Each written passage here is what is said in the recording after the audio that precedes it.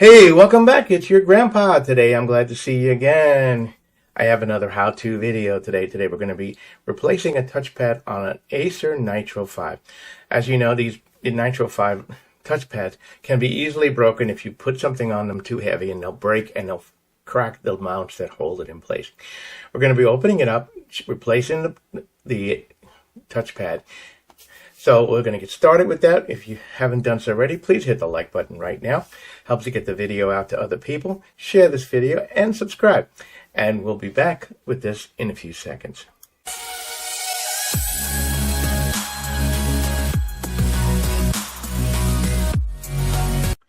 So essentially, to get to that drive, you're going to first have to remove the back. There are a multitude of screws. And just remember, when you're doing this, I suggest you have a magnet like I have right here. And you're going to need a screwdriver like this. You're going to have to need a screwdriver like this to do that. I'm going to remove these screws. You don't need to see all that.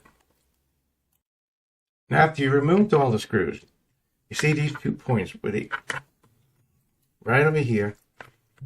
You're going to put a screwdriver right in here, and you can pry the case open with no major issues.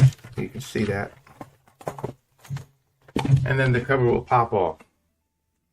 Now, to get to our touchpad, it's right here underneath this piece. So we're going to take this battery out. That's going to be done by 2 screws. And I'm plugging it here. Now, you're going to have to unplug the battery. So there's a little piece of tape here holding on the casing. And what you're going to do is, you see these little tabs here? You're going to gently pry them out. Not too much force. Be very gentle when you move it. That's going to take the battery, unplug it.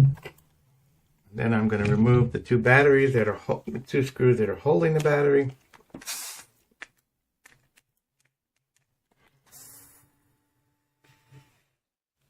Set them aside.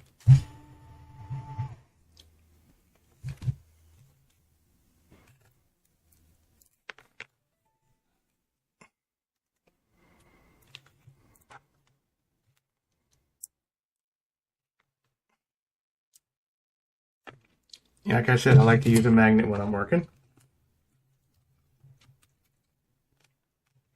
There's a little tab here that's holding the battery down. So you may have to just release it. Once you've got the battery out, now you can see the access point to get your mouse touchpad here. And you can see there's 2 screws holding a bracket in, and you've got ribbon cables in here. So I'm going to remove the screws and remove this bracket. Now, if you notice, I like to use walk tools with my when doing this.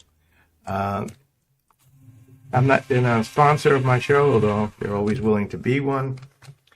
But I do happen to like them because they have a multitude of tools that last and last and last. Okay, and then you're going to remove your ribbon cables, as you can see here. Similar situation. You're going to gently pry the door open. There it comes. That's the first ribbon cable. You can see I removed the brackets. I removed the ribbon cable. I have the new one here. And I removed this grounding strip that had to be, and you're going to just basically lift it up and gently pull it out. Now, if you notice right here, this is where the problem, a lot of the pieces that connect this to the ribbon cable are broken. Now underneath you have another touchpad that's controlled by this. And that's another whole other issue. But your actual piece there is like that. And you could see the tabs were broken off on this side. So I'm going to clean this out here before we get started. And I'll be right back. Now I have my new mouse pad. And we didn't have to unplug this. And as you can see, there are pieces here that are going to be moving into and under various pieces that hold this in place. So you're going to have to gently, and I mean the word gently, center it, feel it, find it, and you're going to have to get these tabs to all fit under here without breaking them. It took a little work to get it in there. A lot of little tabs on here that keep it and hold it in place. So once you've done that, then you'll simply need to put the original ribbon cable back in here, and I noticed that this ribbon cable is not seated 100%, so I'm going to lift this one up, and then gently put it in place.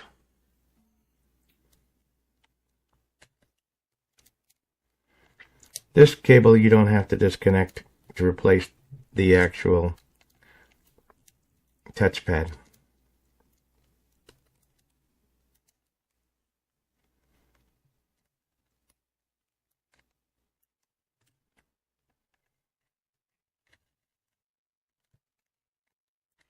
Remember,